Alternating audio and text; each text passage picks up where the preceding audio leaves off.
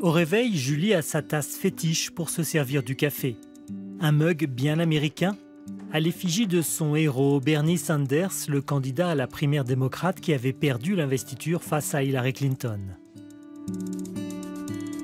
Quelques mois après la victoire de Donald Trump, devant sa maison d'Austin, elle affiche encore son engagement très à gauche. How do I feel today in America? I think there's a little bit of fear. I think most people feel a little bit of fear.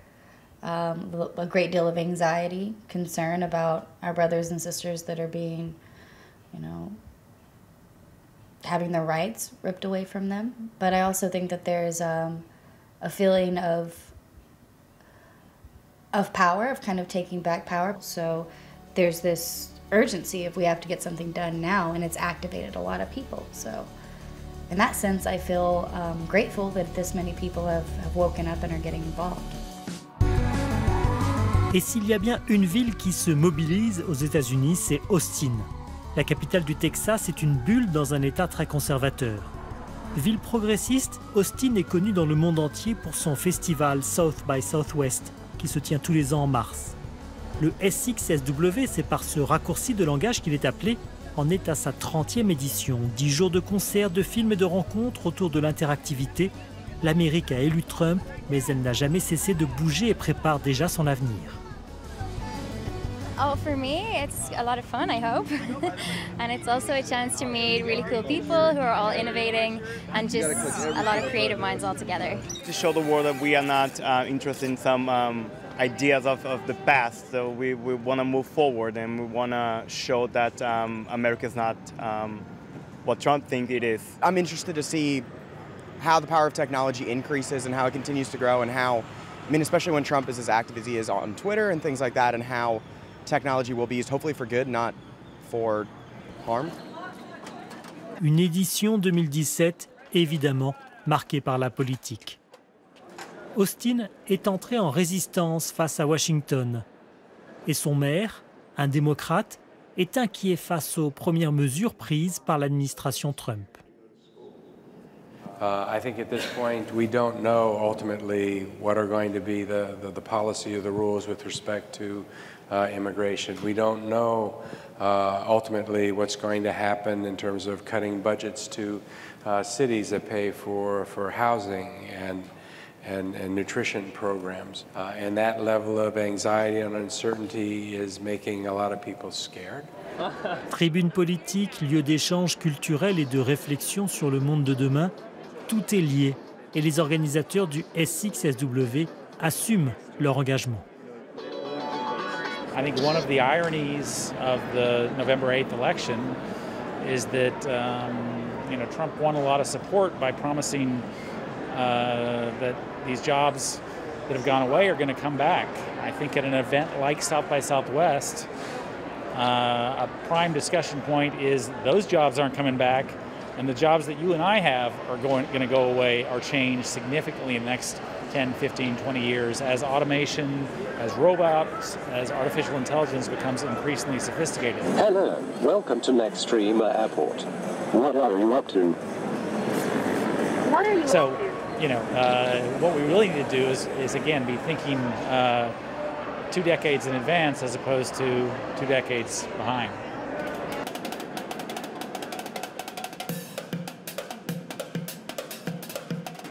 Avec plus de 100 000 visiteurs, South by Southwest est devenu la locomotive d'une ville en plein développement. Austin, 900 000 habitants, connaît la plus forte progression démographique de tous les États-Unis et le chômage y est très faible. Son économie est axée sur les nouvelles technologies, un monde qui a besoin des cerveaux issus de l'immigration. On y organise des rencontres entre des investisseurs et des entrepreneurs venus de l'étranger qui viennent défendre leurs projets et lever des fonds. Un parcours suivi par l'entreprise Hack Reactor, qui forme des ingénieurs à la sécurité informatique. Son dirigeant est lui-même venu d'Inde et aujourd'hui, il est amer. I think America is going backwards. when it comes to certain values around freedom and around pursuing dreams. Austin certainly represents where we want to move as a country, right? I think that is what has helped our economy grow. Et la mobilisation de ces entrepreneurs est impressionnante. Devant leur belle maison, ils affichent leurs valeurs, l'inclusion sociale, la tolérance, et disent non à l'Amérique de Trump. Mouna est une de ces immigrés symboles de la réussite à l'américaine. Elle travaille dans la finance et porte le voile. Mais aujourd'hui, elle qui ne s'était jamais vraiment engagée, a décidé de parler. I would say that there's a level of fear that I haven't had before because there's so many unknowns.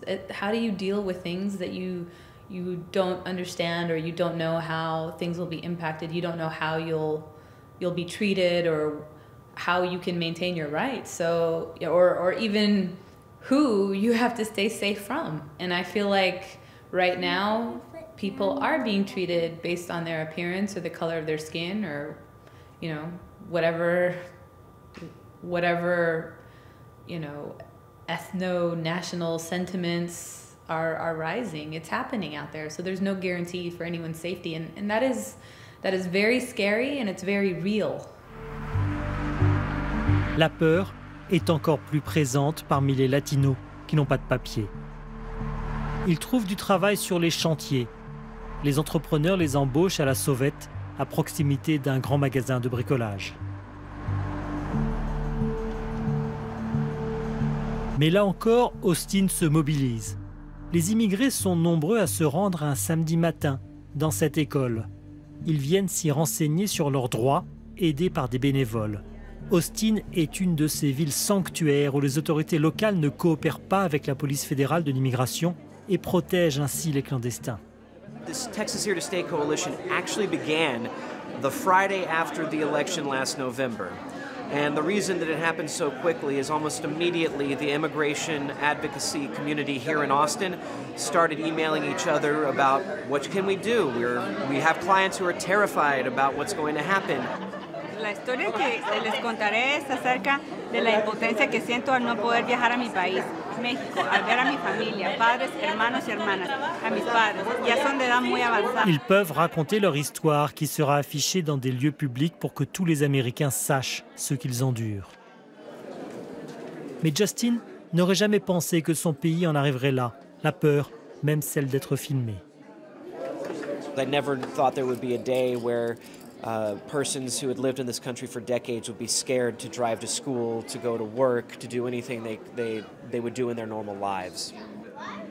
My greatest fear is that the activities against immigrants will not only continue, but they will grow, and that it'll become normalized to where people are okay with families being split up, with folks being pulled over and taken directly to immigration detention halls, that people aren't shocked by it.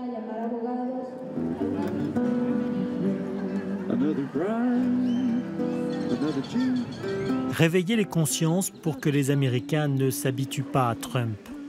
Le risque est là, comme on peut déjà le constater sur le marché de Georgetown, dans la banlieue d'Austin, où l'on vote plutôt conservateur.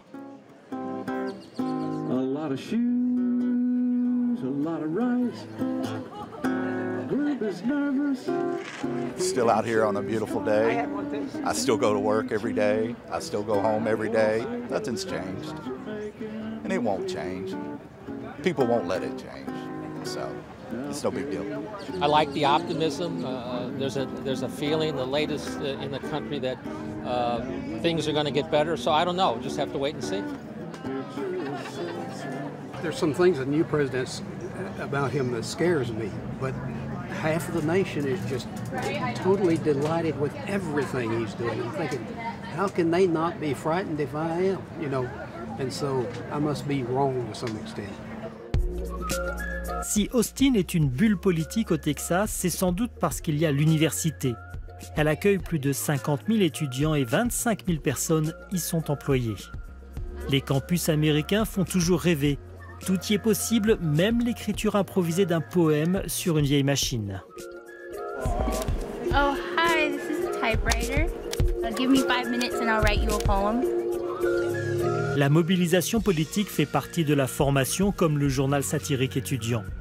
C'est le journalisme qui se retrouve aujourd'hui au cœur du débat. Le nouveau président est en guerre ouverte contre des médias comme le New York Times, le quotidien d'où vient Kathleen McElroy de l'école de journalisme.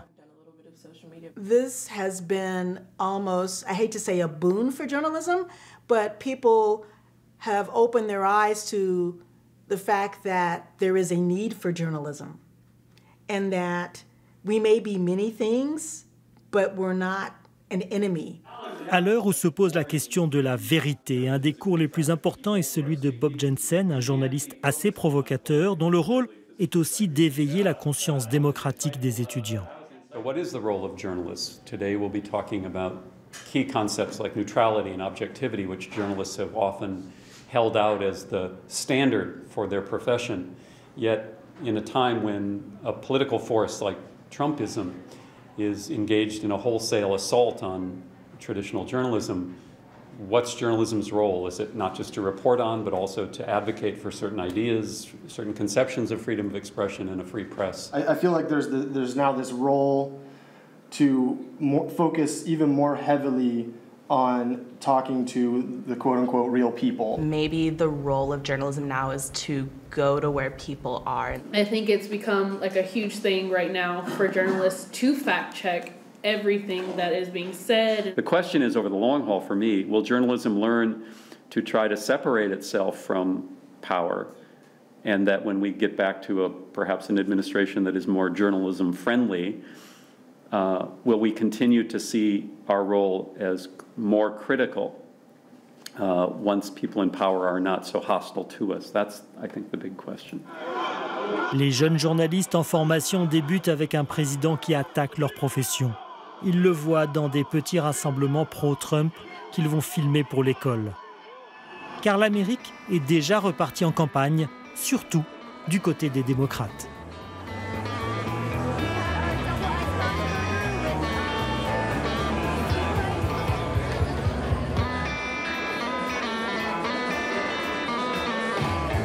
Beto O'Rourke enchaîne les réunions pour être le candidat désigné à la primaire démocrate pour l'élection à mi-mandat en 2018.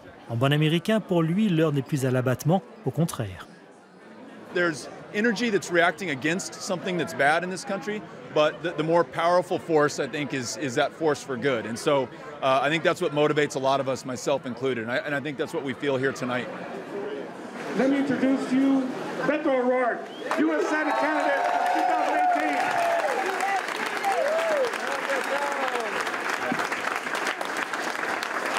I'm confident this country doesn't always get it right away, but ultimately we do. I hope that at some point our better nature takes over, and yet hope's not a strategy, and so that's why we're focusing on 2018 and trying to change the composition of our government. Mais il n'y a pas que chez les démocrates que l'on se remobilise. Au Capitole, le siège du Parlement de l'État du Texas, à majorité républicaine, certains conservateurs sont inquiets, car avec Trump, c'est l'unité du pays qui est en jeu. The country really has polarized quite a bit. It's pretty much in a situation where Americans are lining up in camps and saying, we're the good guys and you're the bad guys. Now, I do think that Donald Trump is going to continue this division and this cleavage. I don't think there's any hope over the next 4 years or 8 years that you'll see the country come together unless we have some horrible tragedy like 9/11, which no one wants to see. Le paradoxe, c'est que Brendan, le conservateur, fait le même constat que Julie, la militante de gauche, qui termine son café dans son mug politique. Elle aussi a repris le combat pour les démocrates, elle aussi s'inquiète de la fracture du pays. Can we finally start being tolerant of one another's opinions and sit down and have a conversation about how these policies affect people instead of what letter is next to a politician's name? If we can do that, then the Trump presidency could possibly be a good thing because it's woken people up. It's made them start looking at policies instead of politicians. And that's what I think we need to focus on.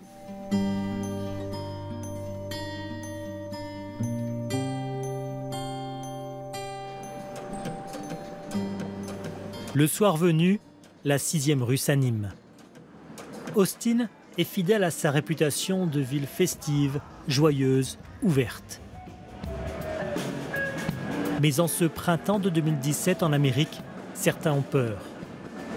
La peur, un mot que l'on n'avait pas l'habitude d'entendre dans ce pays qui se disait être celui des libertés.